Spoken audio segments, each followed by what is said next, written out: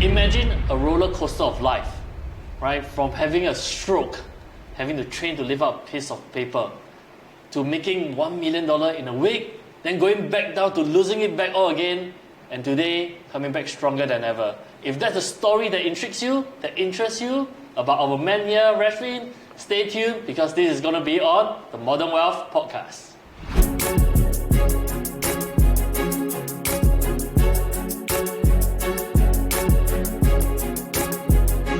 Alright, hey everybody, welcome to this episode and very, very special episode of the Modern Wealth Podcast where we aim to empower, enrich and evolve you in a totally different spectral plane altogether. Because today, you are hearing me talking because I'm in audition to take over the host permanently from the boss man, okay? So I'm here, right?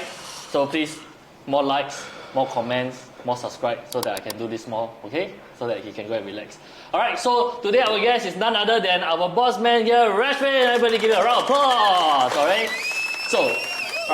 So before we go into today's episode, right, I just wanted to talk about something that is really, really special because normally you've been hearing Reshveen interviewing our amazing guests on the show. He invites a lot of his super good friends, successful entrepreneurs, huge traders to be on the show to share all their amazing stories.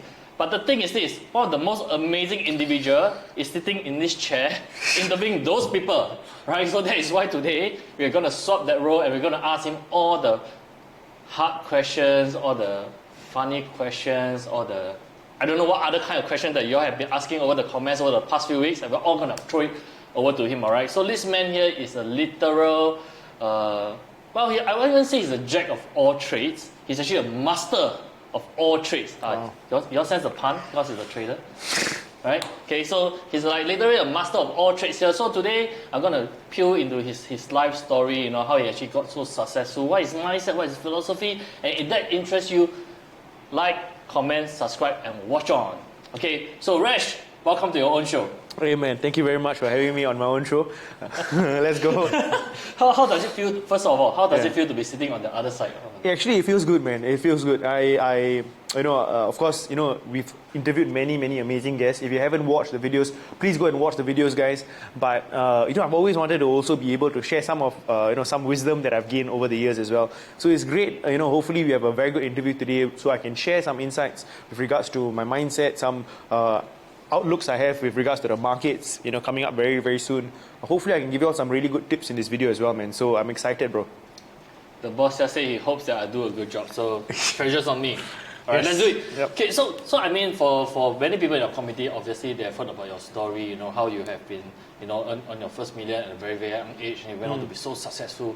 But for many of the viewers here, right, on the show, on YouTube, or listening to your podcast, they may not know actually who Reshveen actually is. Yes, so could you share a little bit more about your background? How do you even come to where you are today? Sure. So again, like Gavin said, my name is Resh. I am the founder of Modern Wealth Academy, right? But again, I started off investing, this intrigue with regards to investing and growing my money at a very early age. I started this journey when I was actually 18 years old. When I was actually in national service, I was very intrigued by achieving this time and financial freedom. Right, so I wanted to find out a lot more about it, and that's how I, started off by initially going into different business opportunities, starting off with some network marketing companies, trying to learn about sales, about goals. Then eventually I stumbled across stock investing, and I started learning about how to invest in stocks. And slowly but surely I started learning about these different things. Eventually I learned about how to use my voice to speak, to actually share as well. Right, so all of these things actually combine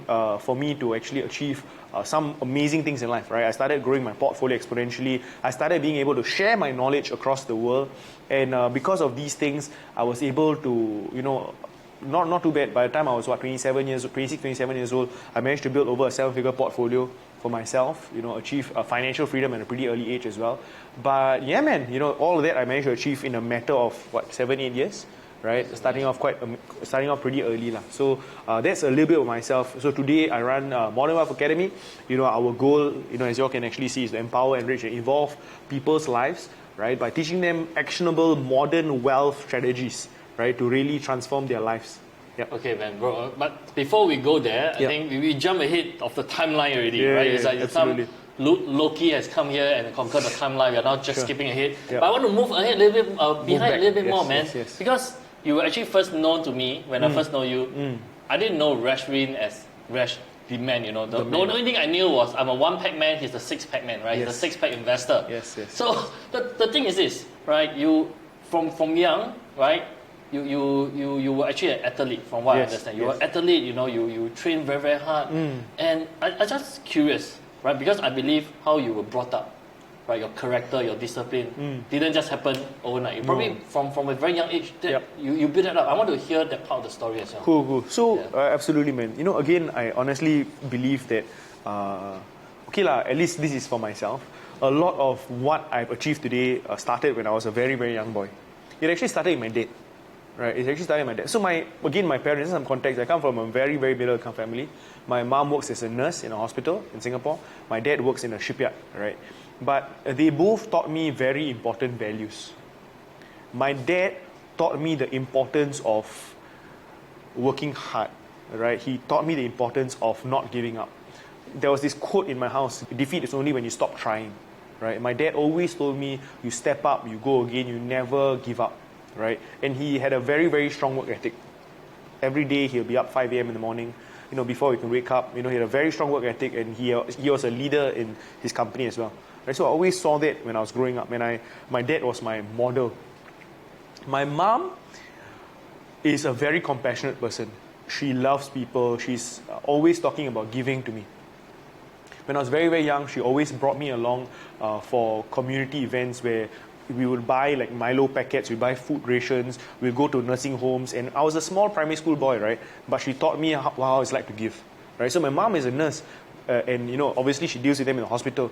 But she'll even bring me to see her patients, you know. She will go out of her way to go to the patient's house, to go and bring them, you know, to places and all that stuff. And I saw her, right, doing all of this stuff. My mom is, just to share with you, she's a President's Awards winner for being the best nurse in Singapore or something, right? Wow. Like she actually won that award. And again, my mom has a heart of gold, right? Like, so what I'm hearing is that your mom works in the hospital as a nurse, and on the off days and everything, she actually bring you out, visit the patient. Yeah, bro. Oh, no, that's amazing, man. Crazy. Yeah, like I don't know, she just goes above and beyond, right? So those are my parents, man. You know, they really have very, very good qualities, and I saw that growing up. You know, I saw that with my own eyes. And, you know, all this was instilled in me since I was very young. So I really believe in this one thing, right? What you do as parents will affect your children. Your children don't watch what you say, they watch what you do. What you do will affect them forever, for the rest of their lives. I saw that as a model. I saw that, and those things got imprinted in me. Right? So, you know, for me today, I work hard, right? I have discipline, I put in the work, put in the effort because of what my dad taught me. Right, and if you know me, you know one of my goals is, you know, one of the goals that I have is to build a massive community of givers, people who give, people who will contribute to society as well. And that was implanted in me from my mother from a very young age, because she always taught me, son, the more you give, the more you receive. You'll always be blessed if you remember the first give. Right, so these were some 2 core principles that my parents actually taught me since I was very young, and I've applied that in every aspect of my life, even until today. So if you ask me, thank my mom and my dad, if you're watching, I love you, right? Thank you for everything that you've taught me. The more you give, the more you receive. The more you comment, the more you post. So start commenting.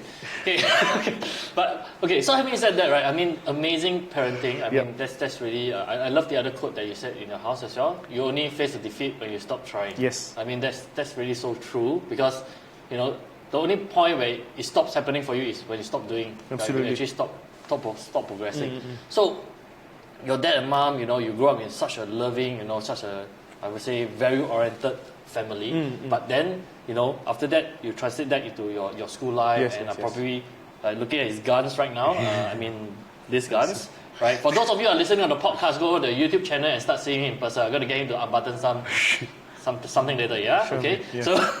So you know, you went into bodybuilding naturally, right? That's why 6-pack investor ultimately then came around. Like what got you into bodybuilding? Okay, let me share you a story. A very interesting story. So I might appear big on video, but actually I'm quite short in real life. I'm not exactly a very tall person. So ever since I was in primary school and everything, to be honest, I got bullied quite a bit, right? Because I am quite short, I'm quite dark, right? So I always got bullied, right? So, there's a lot of insecurities that were built in me because, I was always the shortest in class. Always the guy, take class photo, always, hey, Resh, go in front, you're the shortest guy, right?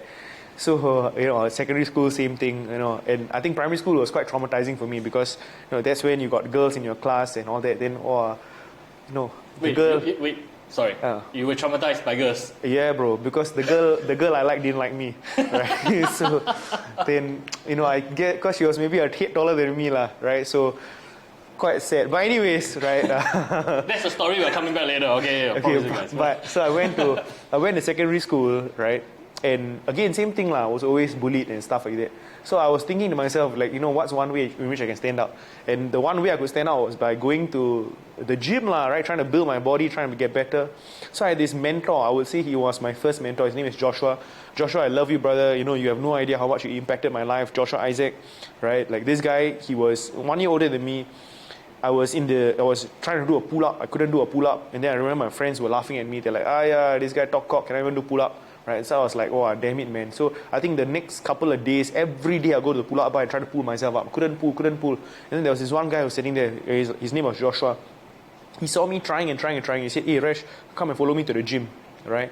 So he was 1 year my senior, and he brought me to the gym, and he showed me the way, showed me the path. He's like, hey, this is what you got to do, bicep curls, lat pull downs. So I started doing the bicep curls, the lat pull downs, and then I fell in love with it, And then I started seeing myself growing. Suddenly my muscles started growing. Suddenly all those guys who were laughing at me because I couldn't do pull-ups, I started doing 10 pull-ups. Then they all shut up, right? So, it was great. My chest started growing, my arms started growing, I started getting bigger. People started saying, oh, this guy gym a lot, right? Got body and all that stuff. So I saw myself started growing. I started this journey when I was Sec 2. 14 years old, right? You went from falling in love with a girl to falling in love with yourself. Yeah, with myself. with the gym and body and whatever. But, it was really hardcore. I was really serious. I took the entire thing. I really fell in love with the process and I took it very seriously. Every day after school, you only find me in the gym, right? I'll be in the gym, I'll be training. And that entire period of time where my friends were going out there to play computer games. Like, to be honest, guys, I don't have much of a life, right? I never play games I'm not a gamer or whatever it is. All my boys' school, everyone playing games and doing whatever. I was in the gym doing lunges and squats, man. Right? So that was my life. I was very, very disciplined. My food, my friends would go out, eat KFC. I'll be there eating chicken breast, So I was very, very disciplined. But that also was the start of everything, right? Because I wrote this book called The Six-Pack Investor, a young man's guide to getting rich and ripped. And a huge part of the book was how my success in business was because of my foundations in the gym. My foundation in secondary school when I started really honing my mindset. Right? It was about not getting distracted, being focused on a single goal, right? It was about being disciplined to say no to things, right? It was about doing the work consistently every single day, even though you might not see results yet. So all of that I started building up in secondary school, man, right? So and that was the foundation to everything. So you went from I used to be a zero warrior, so we call it. People who can't do pull-up, you're a zero warrior. Right, so you went from a zero warrior to becoming someone who fell in love with the gym. And end up, you never even got to that part where I think you represented Singapore, right? Yes. I remember some story about you winning medals and stuff. So I got so strong in the gym that eventually I got to represent Singapore in Olympic weightlifting. So I think Sec 3 or something, I actually emailed the president. I said, hey, can I come for tryouts? Can I go and try about Olympic weightlifting? So he said, okay, Ken. I came about and I was quite young and I was actually quite strong, right? And, eventually I was tasked to become an athlete. I was trained to become an athlete under Singapore's first Olympic medalist. Olympic medalist, if you know him, his name is Tan Hao Liang. So he was my coach. We trained and, eventually I got to represent Singapore all across the world, in the youth categories and stuff, right? So, yeah, man, I started representing Singapore.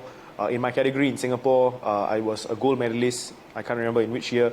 So, yeah, man, so, my life was literally, right, school, training, homework, next day school. I lived a very regimented lifestyle, right? It's not easy because I was trying to juggle school and doing well for my country in weightlifting. And yeah, man, so that was the lifestyle. Oh, you got to change your profile, not just, Reshveen, business owner, investor, coach, right? We had to put Olympian. Not Olympian lah, bro. So I didn't. Actually, that was a story. There's a story. One of the big goals at that point of time was London 2012 Olympics, right? So again, every athlete, if you're representing Singapore, for example, if your sport is in the Olympic Games, so allowed to be an Olympian, it would be a dream come true, right? So that was something that I was working towards very, very hard, right? But then something would have happened lah. Don't leave us hanging. Come on, guys. Sure. So, so this is basically, so that was my, again, whatever I've shared so far is my mindset, what it took for me to succeed. Yeah. In 2012, right, I was actually enlisted, right, to, again, for those of you who are not from Singapore, and Singapore, national service is compulsory. Right, so I was enlisted in 2012 to become a soldier in the army, right? And me being me, if you know me by now, if you can hear from me by now, I wanted to be a military officer. I wanted to be the best. I want to be the very best. Absolutely, that no one ever was, right? Kill Pokemon later. I want to be the best, right? Interesting. I watched so much of that when I was younger, right? Got to catch them all, right? Okay, anyways, so I really, really wanted to be the best. Yeah. Right, I wanted to become an officer in the army like you, right? I wanted to be I wanted to really achieve and do really well in the army, right? And also at that point, I was also training for Singapore and hopefully to qualify for the Olympic Games. So I was training really, really hard. I was getting my body in the best shape ever to actually be a military officer as well. And then I still remember I enlisted, right? January 30th of Jan 2012, right? So I enlisted. And what happened was quite unfortunate, right? So I still remember what happened was, I think that very first day, right? So my parents came for the sending off parade, right? So if you remember, there's this entire BMT sending off parade. In Tekong. So my parents came. And then all my guys, all the platoon mates, everybody was there, all our head shaved bald and everything. And as we were saying the pledge, raise your hands, say the pledge and whatever else, as I was saying the oath and saying the pledge, I actually collapsed and fell, right? While saying the pledge? Yeah, bro. So I was there and then I collapsed and fell. I don't know, I just blacked out, right? Completely blacked out. Sent to the MO, right? They were checking out on me. They're like, okay, cool, just rest for a while. Then after I was sent back to my bunk, right? Just relax a bit or whatever it is. Then, I just carried on doing my normal things. And then I just progressively felt worse and worse, right? And one day, I still remember in the middle of the night, I basically just, just literally collapsed because I was in so much pain and I just collapsed on the ground. I went to report sick at 3 a.m. in the morning. They asked me to please go, leave me alone. 6 a.m. I went back, I was gone, right? I was flat on the ground. They sent me to the MO. Eventually, it was so serious, they sent me off to the mainland hospital. And what happened was I actually, I couldn't feel anymore, right? I couldn't feel my hands anymore. I saw my face started drooping. It was quite crazy, right? So there were basically symptoms of a stroke that I actually had. And dude, the pain was unbearable. It was insane, right? It was so bad. I still remember I was on the hospital bed. They were wheeling me into the hospital. Right, my mom came down. My mom rushed down, and I remember telling my mom, I was like, "Mom, if anything happens, I love you." Right, and you literally felt that that was. And my mom nearly slapped my face. I swear, I still remember. I told her, "Mom, anything happen, I love you." She nearly shut up, right? So she nearly slapped my face. But I was wheeled in, and I didn't know what was happening. Man, it was so bad. And eventually they actually transferred me to the neuro department and they actually saw that there was actual symptoms, right? And it was very bad. My face started drooping. And my parents tried to be very strong, brother. They tried to be very, very strong for me. They tried to really be, to support lah, right?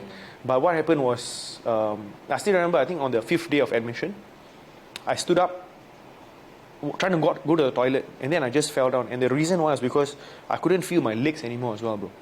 Right, I completely lost sensation in my legs. I couldn't feel any more of my legs. And then, at that point of time, bro, my mom, I still remember very clearly, she, after bringing me back to the bed and everything, she ran behind the curtain and started bawling her eyes out. She didn't want me to see, right? But she ran behind the curtain and she started crying like crazy. I think only a mother will understand, right? And yeah, bro, it was very painful. And the reason why it was painful was because, like, you know, I suffer myself, it's okay lah. But why do my parents have to go through this as well, right? So I was very, very angry with God. Why is this happening to me? It was just very painful, bro, right? And yeah, man, why was it happening to me, right? Like, I was a guy who was lifting thousands of kilograms, and now I was in the hospital. Literally, bro, I had massive muscle wastage, right? I couldn't even lift a piece of paper anymore. I was trying to learn how to lift a piece of paper again, no, bro. Like, that's how serious it was. And yeah, bro, it was a very, very difficult time, man. And I think the hardest part for me was when the doctors came in and the doctors told me, number one, Rash, you are now down PES. We are permanently downgrading you from PES A to PES E9, L9. That meant that my military dream was over. I could never become an officer again. And the worst thing was when the doctor came in and told me, and my mom also told me, she said, I don't want you to be weightlifting anymore. I want that to stop. And that was my complete dream dashed. Everything gone, finished, right? And the reason why was because, like, I don't know if any of y'all can relate to what I'm saying, but that was what I love to do, you know. Imagine if one day somebody tells you that your dream, what you love to do, you cannot do anymore. So I was left without purpose, I was left without reason, I was left without anything to actually do. So I was, you know, eventually I got discharged, I went back home and I was very depressed lah, bro, seriously. Like, you know, what do I do in life? Right? What do I do in life? Like, I want to serve, also cannot serve. I want to live, also cannot live. Like, for what? What is the reason and what's the purpose of living anymore? Right? So this was a very dark period of time I was in, right? Okay, let's not talk about the girlfriend, but okay, anyways. So there is a girl, okay. No, like it was very, very difficult, right? Like, I even had a point of time where, okay, never mind. Yes. So it was tough, right? It was tough.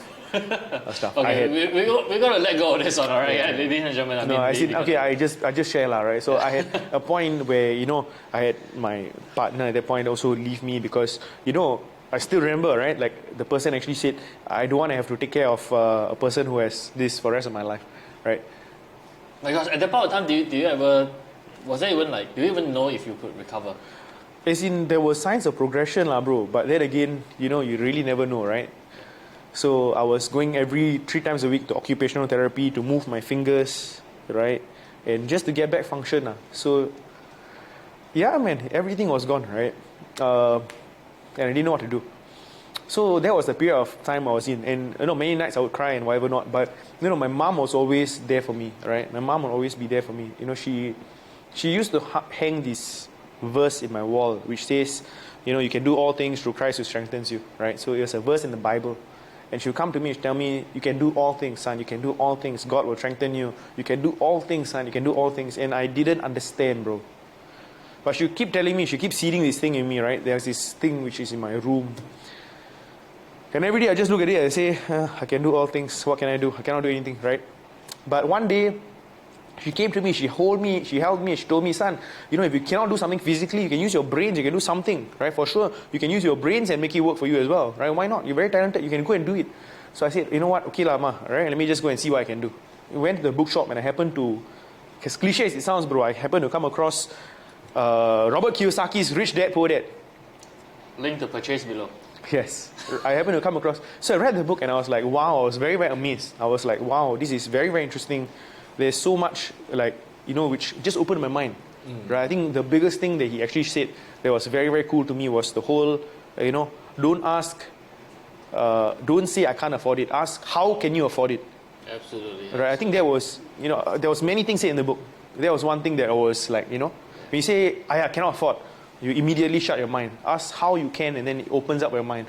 So many principles in the book, guys, like so many, beautiful book. So I loved it. I was like, wow, this is very, very interesting. And then, very interestingly, I saw an ad on Facebook or something where he was going to be in Singapore. And I was like, holy shit, man, wow, how come he's so nice in Singapore, right? So I immediately signed up for that event as well. I remember going for the event, I was sitting right at the back, somewhere behind, because I only could afford the cheap seats, right? I looked at the stage, I saw Robert Kiyosaki, and what was very, very interesting, bro, was all the other speakers, right? And then I was like, wow, they talked about e-commerce, they talk about, wow, drop shipping, they talk about investing, they talk about all these things. Wow, can make millions of dollars. Some of them, like Cao Abing, also can make money. And then I was like, wow, if these guys can, I can lah, right? And then something got seeded in me as well. I was like, one day, I want to go on that stage and speak. One day, I want to maybe be like them and be on the National Achievers Congress stage and share my journey as well. That seed got planted that day, man. So that was my first exposure to Sean, to Jess. Yeah, I remember the entire lineup, bro. Sean, Jess, Mario, all these guys were there. They're all my good friends today. Many of the guests you'll see today as well, as in on the podcast. Yeah. So that was that one event. I signed up for one of the courses, I still remember, and life was never the same again.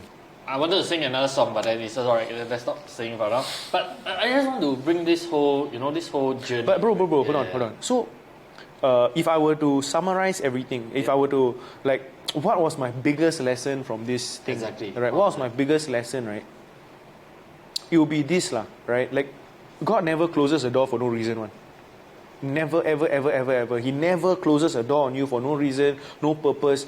When a door closes, something else will open, and if you are open enough to see the opportunity, you will understand why it is there for you, right? Everything happens for a reason, and that reason is to serve you. I tell you, that is the motto for my life, man. So today, you cannot bring me down. If something negative happens, and it always happens, I run an organization, with million parts running, there's always, hiccups or whatever, but nothing get me down. And the reason why is because I know that if something bad happens, is to make me become a better, stronger person. And that got really ingrained in me, So in my trading, in my life, in my investments, for example, if things don't work out, I ask myself, right, what's this lesson going to teach me? Why is this happening to me? And how can I get better? Right? So that got ingrained in me. So you cannot bring me down today because of that one incident that happened in my life. I absolutely so agree with that. I mean, for those of you who are watching right now, there's going to be, or listening in right now, there's so many things happening in life today. There's so many things happening around the world today. There's so many things that's happening around us that seemingly wants to bring us down, that seemingly goes against us. But like what Resh is saying, listen to his story. This man here, if you look at him today, you'll never think that he was in a hospital for such a long period of time, have to train to lift up a piece of paper. I mean, guys, come on. Can you even imagine that? Training to lift up a piece of paper. Even a baby could do that, but he has to train for it. That's crazy, right? And then with the love of the family and everything bouncing back, that is really truly humongous. And for those of you who are watching, really, I think just remember, right, that when one door closes, another opens up for you, and you're never out of a rope. Right, so for those of you who ever feel that way, comment down below, let us know what's the issue that you're facing, and we're here to support you, right? I mean, the committee is here, the people are here. We will always love to listen to your stories and see how we can best bring you forward as well. So Resh, with that, you had a dream, right? You had a dream on the stage, you bought a book. By the way, talking about the book earlier, right? You had this book called the Six-Pack Investor, yes. Right? Getting Rich and Read. So I was just wondering, right? I'm gonna get some lobang, right? For those of you who don't know what lobang means good stuff, right? For you guys who are listening now or watching this YouTube channel, is there a way that could actually get that book? Yes, I believe so. I believe it's on Amazon, right? It's on Amazon? Yeah, it's on Amazon. Right? Okay. So you can actually go and search up Six-Pack Investor on Amazon. Probably you can get it. Yes. Okay. Well, can we make them an offer?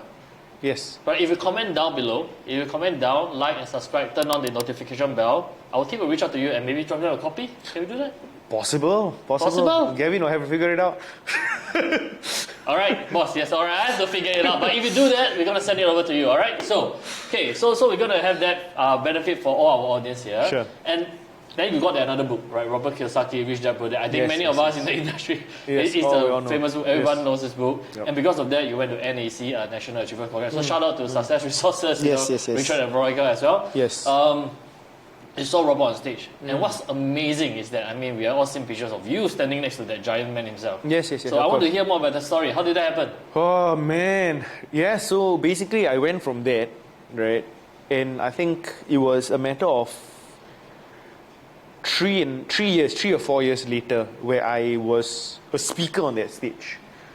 I remember the very first time that I spoke alongside Robert Kiyosaki, very interestingly, talk about an entire, circle, right, was in Japan, 2018.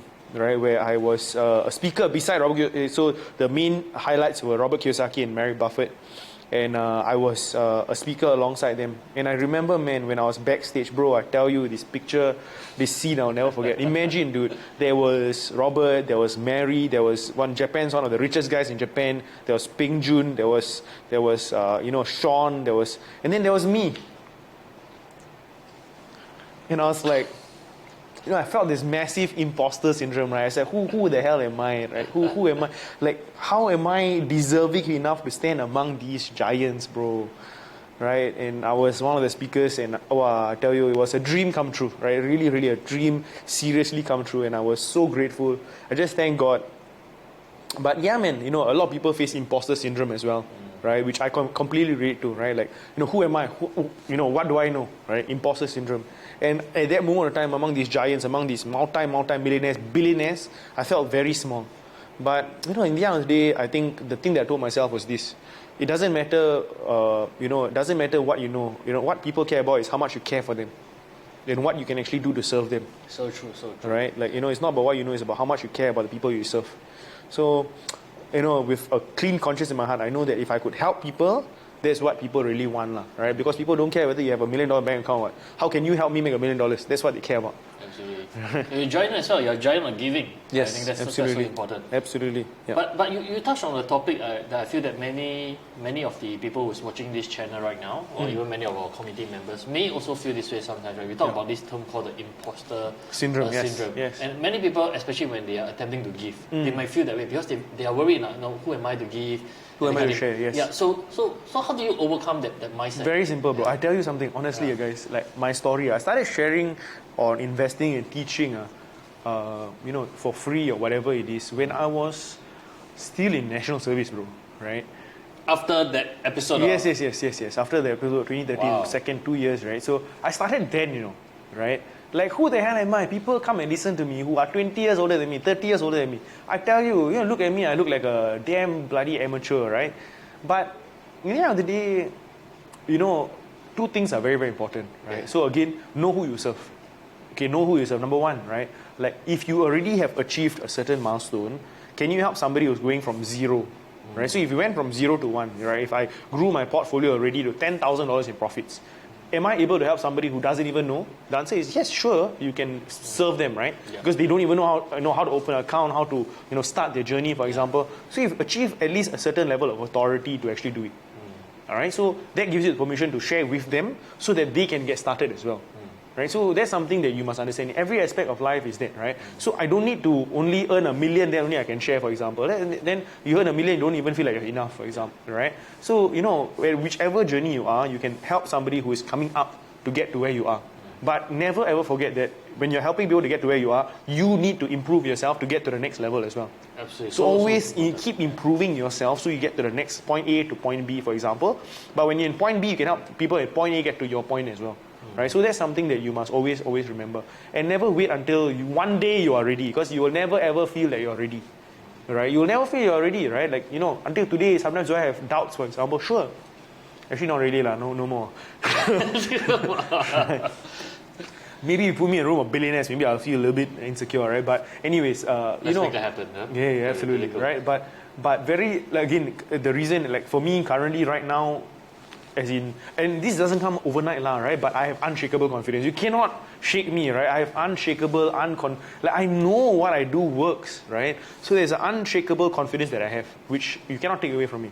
You cannot take away from me, right? But that I built over the years, right? But again, it's about helping that one person, and then you slowly start growing that, and that's how you build that confidence, lah. That's so interesting, because what you just mentioned here, firstly, I think you provided so much nuggets to the people that are watching or listening right now. And one of the key concepts that I think in our community that we keep saying as well is like, don't aim for perfection, right? Just go for progression. Yes. And that's exactly what you just mentioned, how to overcome the imposter syndrome. Yep. And you talk about unshakable confidence, man. Yes. I mean, how many people in the world can say that they have unshakable confidence, and how strong of a mind they must have in order to have that. So my question to you now, Resh, is this, right? Like, how did you even develop this mindset? I mean, you went through a lot to probably build up some of that, but who else did you look up to or learn from in order to gain this, unshakable confidence? I tell you, it was from weightlifting. go back, right? Yes. So if I go back to weightlifting, my coach used to teach me this one thing, right? My coach used to teach me, he said, even before you do the snatch, even before you do the clean and jerk, before you go on stage and lift your PB, right? Close your eyes and imagine you completing the lift. Imagine you doing it, completing it, and lifting it successfully. You must be able to visualize first, believe you can do it first, before you can go on the stage and actually do it. The power of belief, the power of visualization. Yes. So you must believe, you must visualize. So literally in my head, I will play out exactly how it will be like, how I will lift it up. Literally now the cues are going on my head, man. It's crazy, right? Sing song, found song. Literally everything. And then, bam, you lift the weight and then it's above your head. You got to visualize everything. And that's how it is, man. Before I go on stage and speak to 1,000 people, I visualize how the outcome will be. What I want the end result to be, how I can inspire the audience, how I can make the world move, right? Before I place a trade, the visualization takes place. I know, okay, cool, this will result in me making $10,000 or $50,000, for example. Everything is in my head, and I have that belief and visualization before I execute anything, right? So that's a principle that I learned from lifting. From lifting as well, the power of visualization, ladies and gentlemen. I mean, and also on that note, right, you talk about power of lifting, and I remember we had this conversation before this, and we were talking about you penning down the things that you want. Yes. So maybe about that, can you share more, like, because beyond just even imagining it in our head, right? And the truth is, like, for many of us, we can think about stuff in our heads, we can pretend that we are imagining stuff, but we think about it and we forget about it the very next day. And you have another method that I think that you did share, that whatever you do from that method, it became true. Yes. So can you talk more about it? So very simply, when I was very young, as in when I was 18, I actually joined my first network marketing company, right? And one of the first exercises they made us do was to actually write down what you want to achieve specifically, right? Like when, they went through the entire SMART goals and whatever, right? Achievable. SMART goals. Right? So again, but to basically write down clearly what you want to achieve, right? They went through a process where we had a vision board, right? Paste of pictures and all that stuff. So I did it, man. I still remember I had this blue paper with a passport photo that I pasted. Then I wrote down my name, I wrote down my bank account, how much money I had at that point of time, which was like $400, right? I literally had the date there, 2012. Then I wrote down all these things, right? I want to be an amazing speaker. I want to be able to invest in properties around the world. I want to be able to travel the world, right? I wrote down all these things. It was very, very interesting because I think 3 or 4 years later, I actually found this paper and I achieved every single thing. Every single thing, like whatever I wrote down and actually put it out, I made come to pass, right? So I always have this practice where I write down these things, right? Where, whatever I want to achieve, for example, I write it down, and whatever I've written down so far in my life, it's come to pass, right? Not a single thing that I've written down has not come to pass, and I thank God for it, right? But again, it's also the work that we put in. It's the grace of God, but it's the work that I put in every day, which brings me closer to my goals. But I think the process of writing it down is very, very important. Absolutely, I think that's so amazing. So, ladies and gentlemen, I mean, for those of you who are still watching this right now, write down, right? Come on, comment down below, right? I'm going to start writing down. I'm going to comment down to say that I wish that more people subscribe to our channel. You get a hint? Alright, so comment down below and start subscribing to our channel. If you're enjoying this episode so far, I mean, Resh has been sharing some amazing stories. And later, right, in the second of this episode, we are going into his business philosophy, into his trading philosophy, into what his philosophy in life and success definition. So it's going to be so much more exciting. So remember, I'll see you in just a bit. So guys, welcome back to this exciting episode of Modern Wealth Podcast. So again, this is Gavin here, and of course our boss man is sitting right opposite me. He's the one being interviewed today, and he really shares us amazing stories. And we're continue to drill, to barbecue him, to steam him, to do whatever we want to him, right? So that we can squeeze even more juicy stories out of this amazing. Actually, maybe not so much juice, too much muscles. Okay, this man, all right over here. So. Just now, before the break, we actually talked about your story, right? How you actually got the NAC stage. So what really got me thinking was that, Resh, I was just wondering, from a person who paid the NAC ticket, watching Robert Kiyosaki, to 3 years later, right, you being on the stage, What happened? How did you even end up there? Okay, very, very simple, man. If I could summarize it, Yeah. my success would never have been possible without mentors and without being able to stand on the shoulder of giants. You need to have mentors in your life. You cannot do this yourself. You need to be able to work with people who can bring you opportunities, who are able to make you see and go where you cannot go, right? And this is by hanging around people who are much further along the journey than you are, right? You want to get there by yourself, it will take damn long, bro. But if you can work with the right mentors, number two, if you're able to add value to these mentors will be able to take you to places you can never dream of. So number one, work with mentors. Number two, the mentor for me was Sean, right? Sean as in Sean Xia. Yes, Sean Xia, you probably would have an interview, right? I was able to effectively add value. You see, bro, guys, there are thousands of people who are in my community. But there are some who stand out because they know how to effectively add value to my life. I cannot have the capacity to help 1,000 people individually. But if there are ways in which you can think of how you can add value to your mentor, the person will notice you. I was able to add value effectively to him, have great results myself. I was an asset. And because of that, I got involved with his community. I got involved in his company as well. And he brought me to places that I could never dream of. Eventually, I was made to become the director of Buffett Online School. He introduced me to his mentor, Mary Buffett.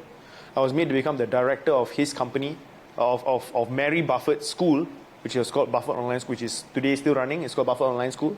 I was made to become the director of that school, and because of that, I was tasked to, head the entire operations, to actually speak all across the world as well, right? And I was the director of the school for about 3 years, right? So yeah, man. So again, find a mentor, be able to add value effectively to them, and number three, essentially stand on the shoulders of giants, and that's how you really go far, right? So yeah, so again, if you are one of my students and watching this video as well, think of these three things. How can you add value to... You guys heard it from the man himself, right? So he's your mentor. Number two, add value to him. Yeah. I'm not sure what kind of value you're going to add to him, but add value to him. He's going to take notice of you. He's going to bring you to places. Yeah. He's going to bring you to the moon. Absolutely, absolutely. Yeah. No, I'm telling you, man, I know people, I have connections. Like today, after everything that I've built, I'm able, if I effectively want to change your life, I can. Absolutely, no doubt. I mean, just look at the amount of life that has been changed in our community. Absolutely, bro. Absolutely. Sometimes you need just this one connection. It's just about, it's, again, I always say this, not about what you know, it's about who you know. If you know the right people, if you play in the right circles can get you to places you can never imagine. I'm telling you, man, this is true in my life, and it can be true for yours too. Yeah, absolutely so true. For those of you who are watching our podcast for the first time, I'm going to put the link right over here. We're going to watch this interview with Sean Xia, which is his mentor. And also, if you want to find out more, we're going to put another link right over here. We're going to watch our interview with one of our committee members, Bernard. I'm telling you, these two stories, it's going to blow your mind absolutely. Right, so you had a mentor, Sean, right? You added value to him, and that led you to a stage on NAC, and that led you to, you said, having business opportunities at Buffett Online School as well. But I mean, life is never a bed of roses. You definitely went through that, and I think for many of us, we also know business is definitely not a bed of roses as well. So I want to ask you, what are some of these ups and downs in this business journey that you actually experienced? Ups or downs, bro? Let's start with the ups first. Okay. Let's start with the ups first. I think the greatest up would be currently right now with what we are building, right? Yeah. Gavin, he, just in case you guys don't know, he, was a real blessing to me this year, January of this year, right? January of this year? We met October last year. At Amokyo. Kopi was October last year? Yeah, Kopi was October last year. Yeah, October last year, right? So, Gavin has been, one of... we always say, right? You can never achieve success without a good team, right? So, I will say that, Gavin was one of the aces that I managed to actually find, a guy who talk about adding value. He goes above and beyond, right? So, since then, we he got to, we had other aces that got added into the team as well. And, we've grown massively, right? Absolutely. With a very, very clear, distinct path with regards to how we can scale up to a company that will be worth 8-9 figures in a matter of time. And, I feel very, very blessed because without a good team, you get nowhere, right? You go together, you can go very, very far. So it's about finding the right people, and when you find the right people, you can go very far. So today, I am very confident because I'm sitting in the right vehicle with the right people in the car as well, which will go very far, and I have no doubt. All right, so I will say that's the, a journey of up currently right now, which is great. We will sustain and grow that.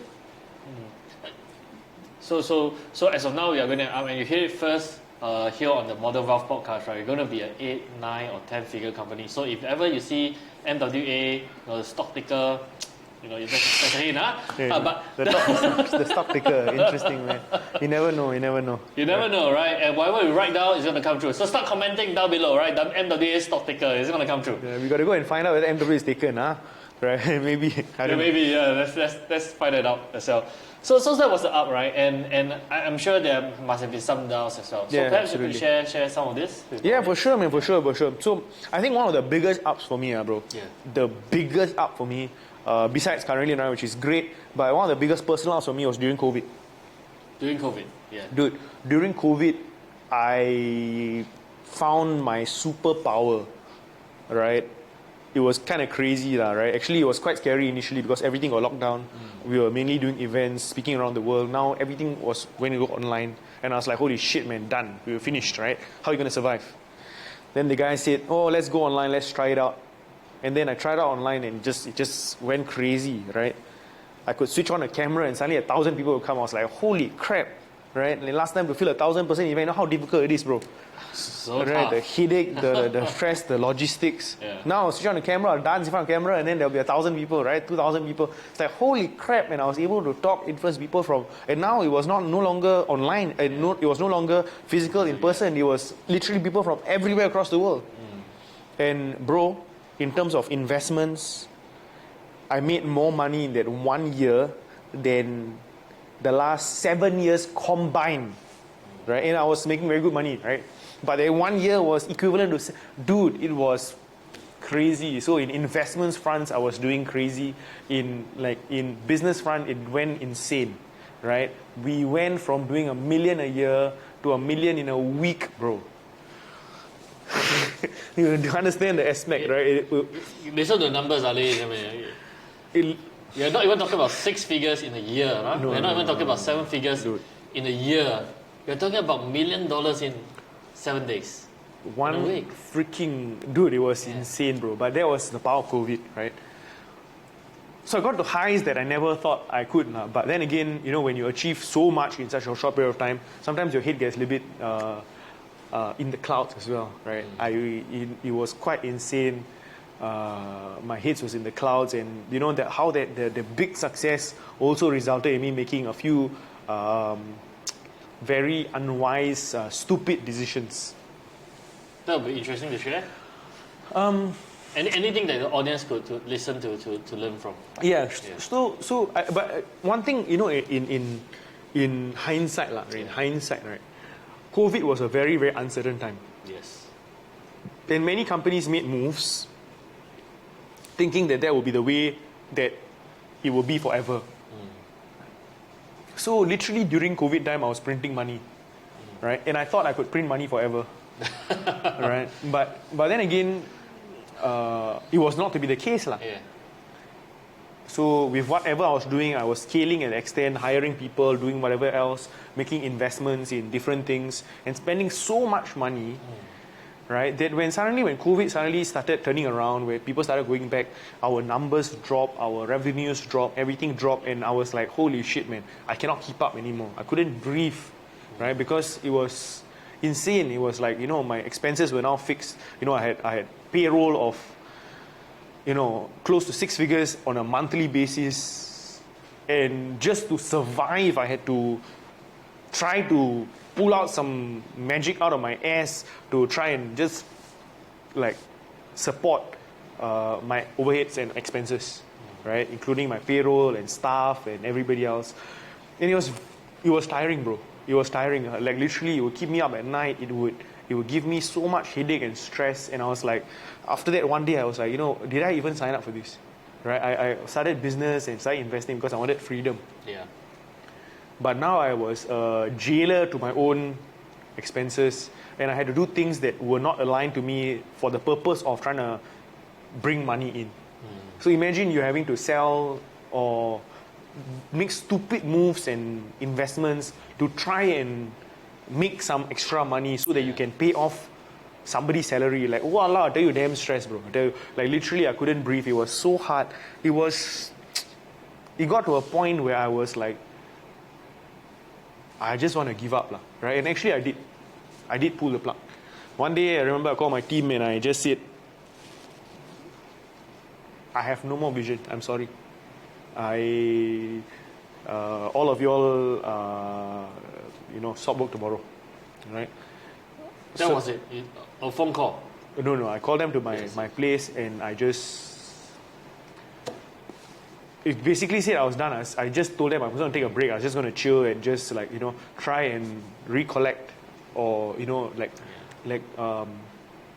just take a break. I was done, right? So I just called and then they were all like, okay, cool. And then I just let go of everybody, right? And again, because I was looking at my company's account and I was like, dude, I only had like 3 months runway, 4 months runway before everything will be depleted and I'll go to zero. And I was like, nah, I'm done. So I basically removed everybody and it was very painful. But yeah, bro, but that period of time, it was quite difficult as well because it wasn't just me losing vision. I also lost belief in myself. I lost complete belief, right? I had big dreams, but then I told myself like, maybe I'm not so special after all. Right? Maybe I'm not so special. Maybe I can't do this anymore. I went through this entire period, bro. Like, now I tell you, I had unshakable confidence and all that stuff, but I really went through the period where I completely lost belief. And again, when a man loses belief, when a man loses their confidence in himself, it's not good. How do you pick yourself up from that episode? Oh man, it was very difficult, bro. Dude, let me get into how deep, how bad it got. It went even deeper. It went.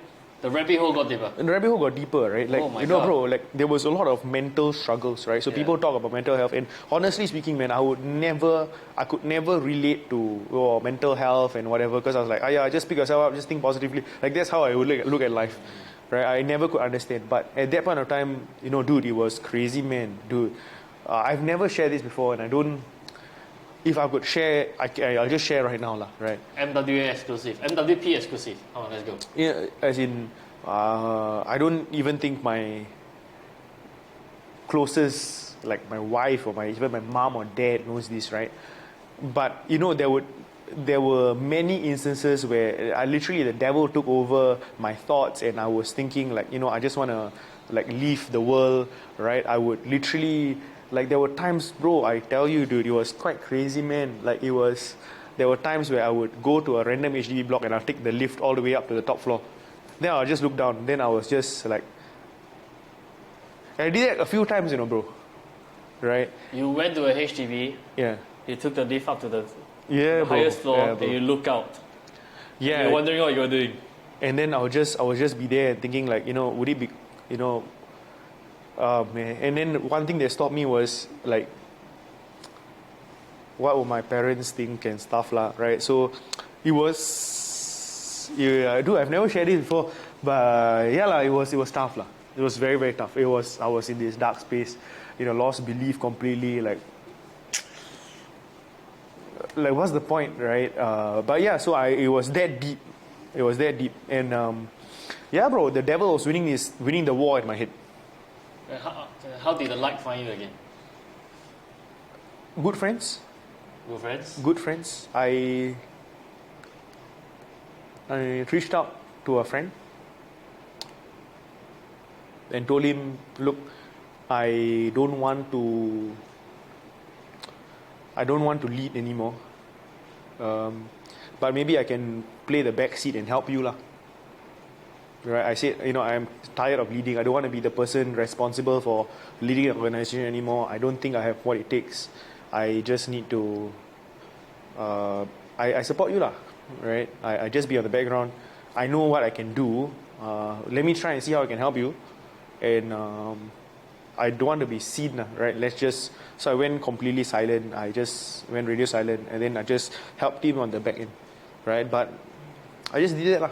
So for a period of a good year or so, I just was in the back end, just slowly helping him out, right? But of course, in that period of time, slowly as time passed, I started getting some confidence back, some belief back again, right? Where I could get that small wins again, right? And then slowly but surely that confidence started again. Then I eventually realized, what I was meant to do, right? I just got reminded again of, Resh, that fire is not gone, right? Like what you dreamed of, what is possible, but you need to do it on correct foundations, the right people. So that fire got reignited, right? So it wasn't like I was not meant to do it. I knew I always was meant to shine, but yeah, man. So thank God for good friends who were there, who didn't just discard me. As in, there were a lot of people who, in your lows, they would kick you off by the curb. Fair weather friends. Yes. Which, there were many. But at that point, there were some people who, were there. So, I managed to pick myself up from there and eventually get back on my feet again. That's amazing, man. I mean, thank you for sharing this. It's really the first time I'm hearing this as well. Yeah, man. And I mean, I literally got some goosebumps going on here. And for those of you who are actually watching this right now, I mean, we talked about this earlier in the earlier part of this episode, when one door closes, another one opens. Yeah, absolutely. But the door doesn't open at the top floor of HDB, yeah? Please, always reach out to... if you are ever having any issues and you need someone to talk to, there are always some hotlines that you can call as well. I think for the purpose of what we discussed in the episode, we're going to drop some of these links down below. So make sure you reach out if you ever need help. It's important, right? Yeah. No, but bro, very, very important that you share this, right? So again, even the toughest of people, even the people that you see who are, whoever you think is amazing or whatever, they also go through tough times. They also go through difficult times, and it's important to reach out, right? It's important to reach out. It's important to talk to somebody, right? And you never know, help can always be there, right? So, like I said, when one door closes, another door will open, and you just got to keep taking the steps forward, Absolutely. I mean, we were talking about business highs. I wasn't expecting the business low to be so low, but I'm so glad that we got to hear this story because I'm sure many of our people who are watching this, our committee members, or even audience who have never known you before, if we were to look at Resh today, right? We will never think, there was such an episode, in his life, and it's not just once or twice.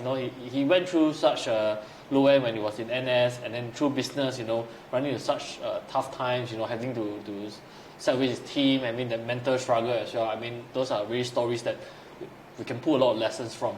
So, business side of thing. That's amazing. I mean, that's also very inspiring to hear how you actually bounce back.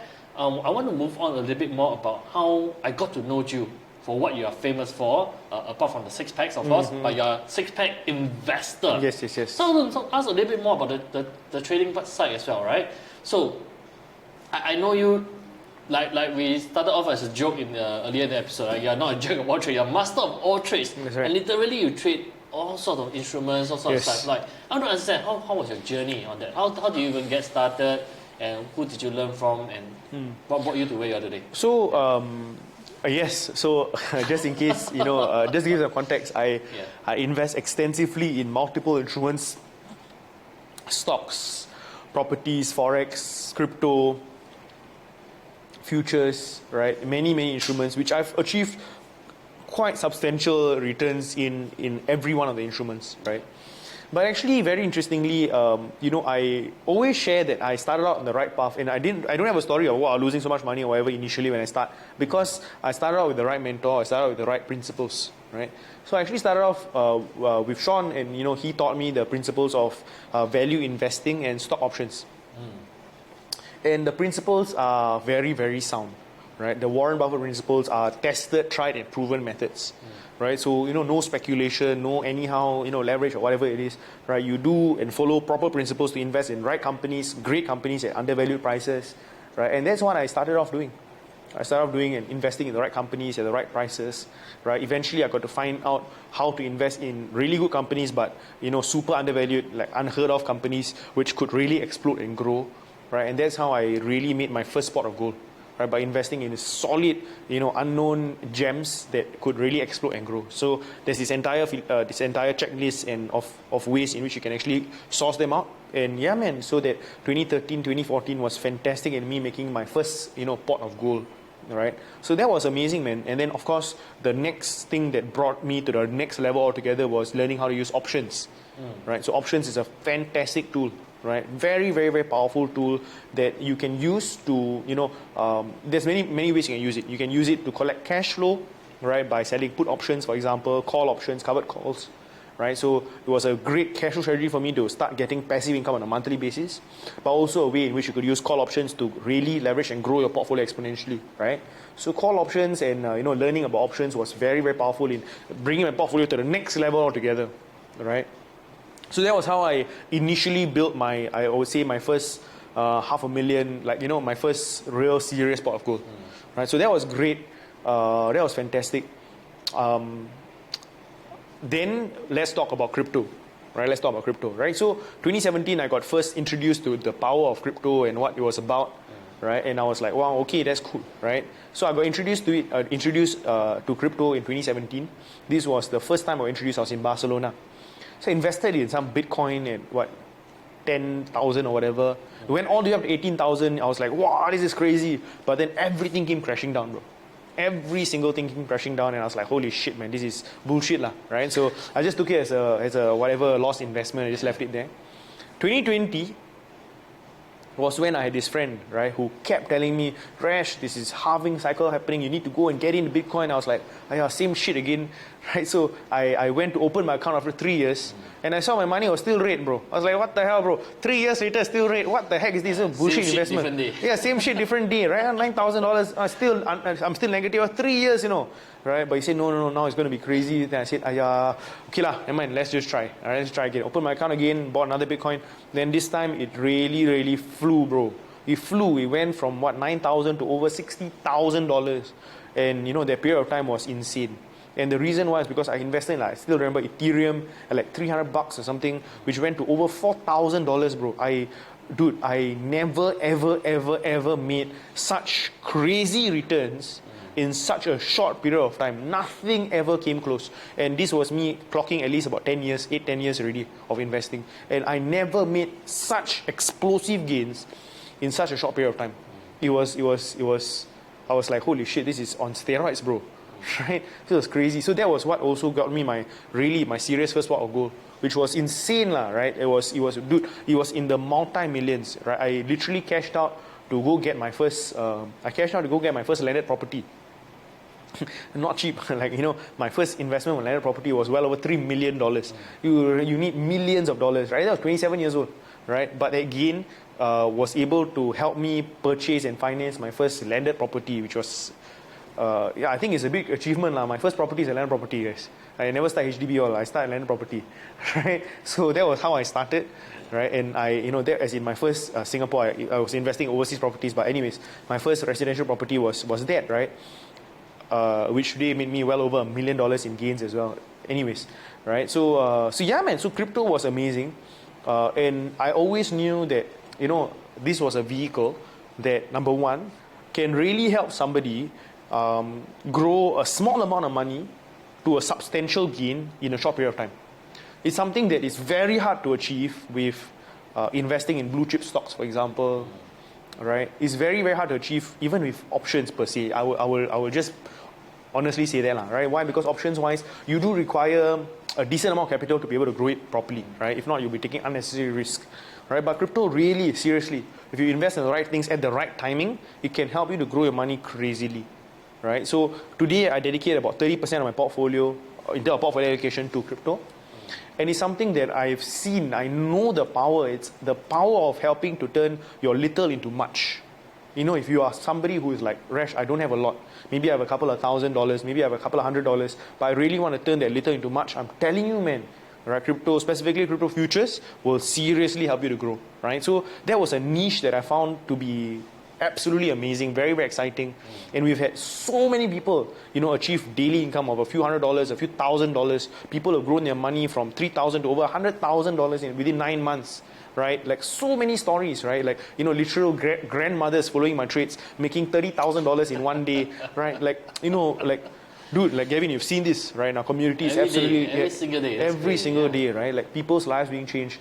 So, is this a powerful vehicle? It's very, very powerful. So that is what I am currently, sharing and teaching a lot of. Of course, if you do talk to me, I can teach you many, many different things as well. Like Gavin mentioned, I do have mastery over many different subject domains, but this is something that I believe is one of the most powerful wealth creators, especially in this time and season. Absolutely. And there's a season for everything, right? Yes. This is the season for crypto. Yes. There is exactly, bro. There is a season for everything. You cannot use a same strategy forever, rest of your life. From my experience, it doesn't work. There's a time and a season to apply for every instrument.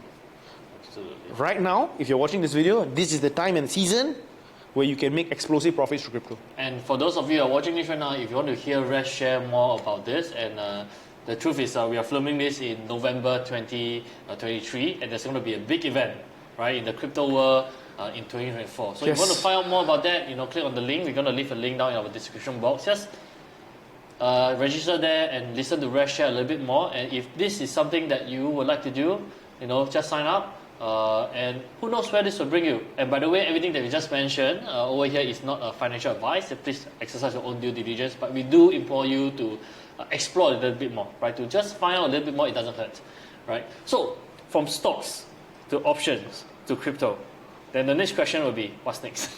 What's next? Global dominance, brother. Global dominance, listing. Stock picker, maybe. I can invest in my company. But honestly, right? So right now, if you ask me, my immediate focus, right? Like I segment things in my head in short term, long term, right? In the short term, my entire team knows this. Next year, I will create 50 millionaires in my community, 50 crypto millionaires in my community, right? So that's something that I'm obsessed about. That's something I'm thinking about every day of how to support them to make it happen. 50 people who will become crypto millionaires, and you know who you are, right? The guys who I'm helping out. If you want to be part of the community, let's see, right? But I've singled out some people who have the ability, who have the to actually do it, and I'm really coaching them to actually achieve it, because their success is my success, man.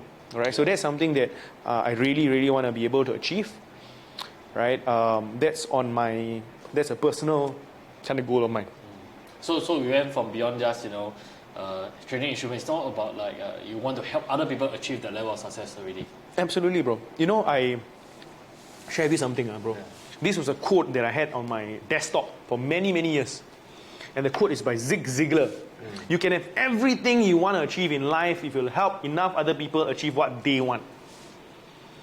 Help enough other people achieve what they want, you will achieve anything you want. Right? So this is a quote that he mentioned, and that's something that I live by. Cue to the editor, please make sure that we have this overlay bright and white for everybody to see, because it's so true, right? This quote is so important.